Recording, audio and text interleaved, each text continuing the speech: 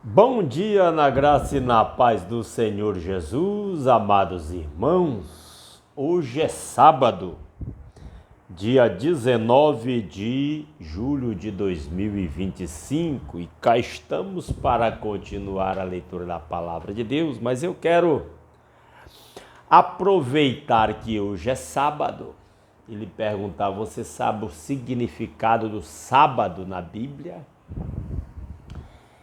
Em Gênesis capítulo 1 até o capítulo 2, versículo 3, nós temos a criação. E é interessante que no capítulo 2, versos de 1 a 3, está a descrição da conclusão da obra da criação, que aconteceu no sétimo dia, quando a palavra de Deus diz que Deus descansou no sétimo dia.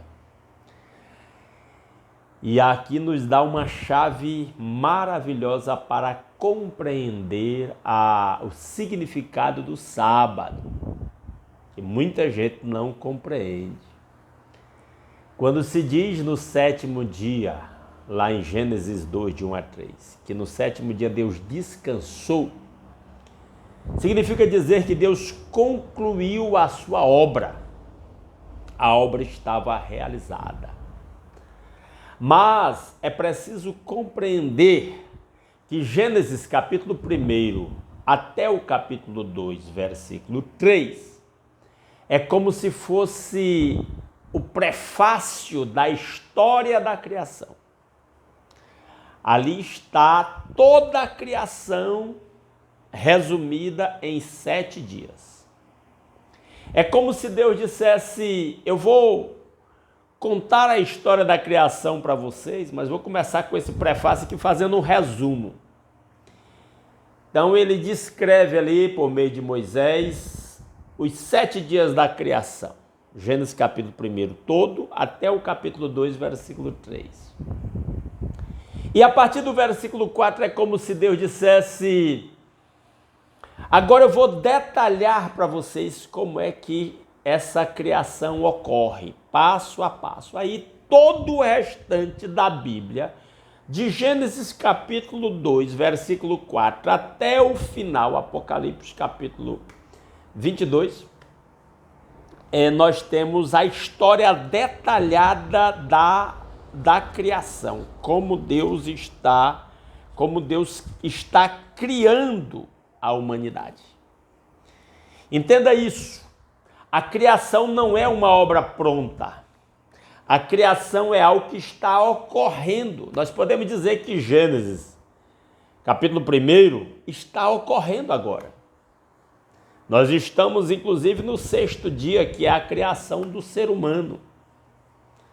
E o 7º dia representa o descanso, a conclusão da obra. Então, o 7º dia representa o descanso que nós encontramos em Cristo, conforme o próprio Jesus disse em Mateus capítulo 11, versículos 28 a 30, ele diz assim: vinde a mim todos que estáis cansados e sobrecarregados, e eu vos aliviarei. Quem dá verdadeiro alívio espiritual, que representa o alívio eterno, é Cristo. Não é o simples descansar em um dia. Então, o sábado aponta para Cristo, que dá o descanso eterno. E enquanto isso, nós estamos sendo criados, estamos nesse processo de criação. Para na sequência vir o descanso eterno, quando haverá a conclusão da obra, quando estivermos obra concluída. Inclusive, a palavra de Deus usa a expressão de que nós estamos sendo construídos como um templo santo ao Senhor, em que cada um de nós que vamos nos convertendo a Cristo, vamos sendo um tijolo, vamos dizer assim, nesta construção da qual Cristo é a base. E aí, quando esta obra estiver pronta, o próprio Pedro diz que então todas as coisas vão se consumar. Então, o sábado representa esta obra concluída.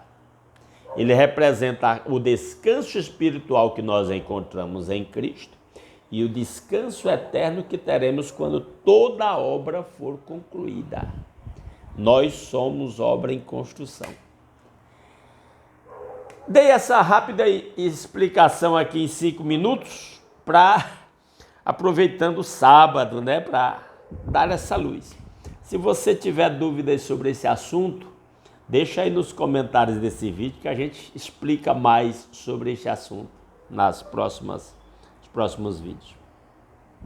Vamos então para a leitura de hoje, que é uma leitura rápida. Eu até aproveitei esse tempo aqui porque a nossa leitura é muito rápida. O capítulo 20 de 1 Crônicas tem apenas 8 versículos. Vamos para essa leitura? Decorrido um ano, no tempo em que os reis costumam sair para a guerra, Joabe levou o exército, destruiu a terra dos filhos de Amon, foi e sitiou Rabá. Mas Davi ficou em Jerusalém. Joabe atacou Rabá e a destruiu.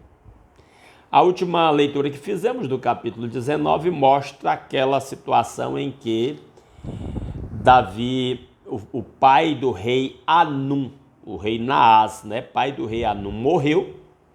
Davi mandou em uma embaixada para consolar o Anum, filho de Naás, pela morte do seu pai, prestar as congratulações, né?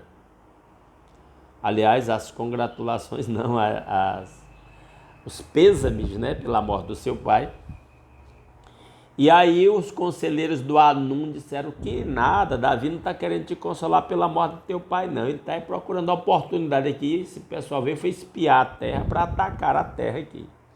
E aí o Naás pegou e humilhou os embaixadores de Davi, raspando-lhes a barba e cortando as roupas na altura das nádegas, deixando a nudez exposta.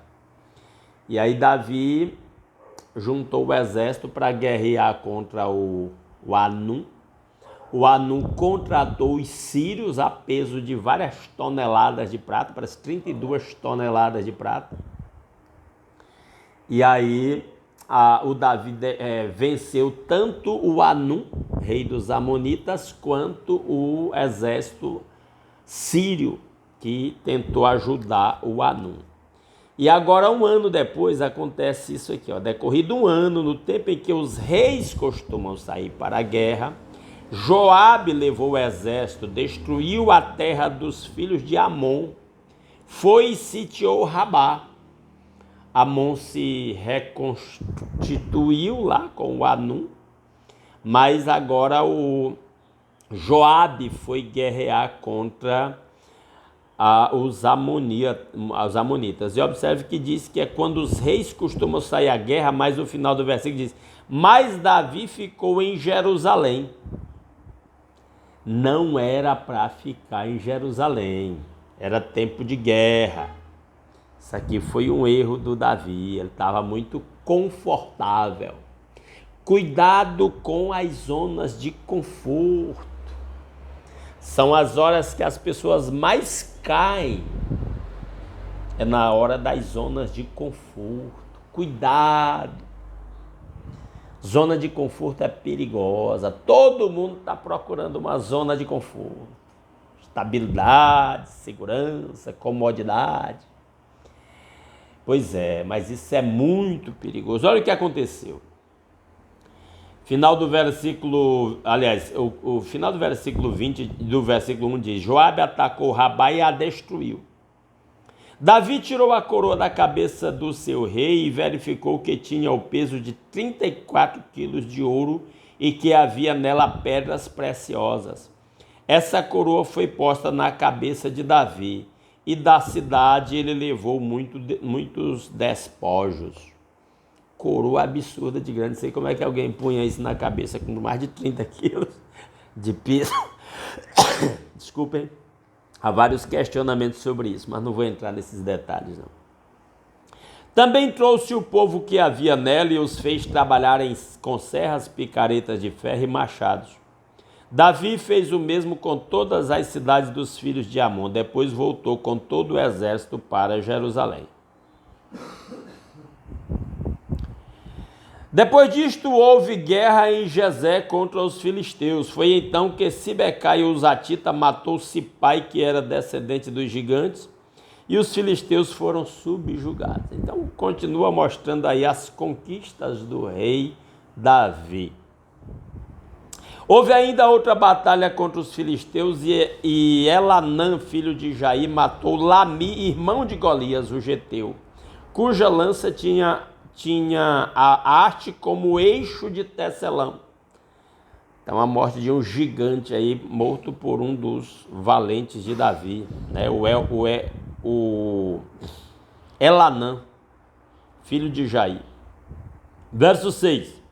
Houve ainda outra batalha em Gate. Ali havia um homem de guerra, de grande estatura, que tinha 24 dedos, 6 em cada mão e 6 em cada pé.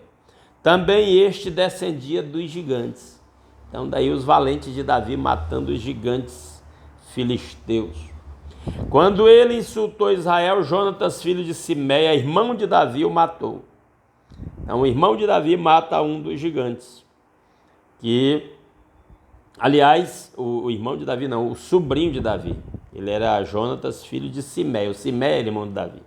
Matou um desses gigantes. Esses eram descendentes dos gigantes em Gate e foram mortos por Davi e seus soldados. Então o cronista vai apontando aí as conquistas do rei Davi. Uma coisa só, uma palavra final.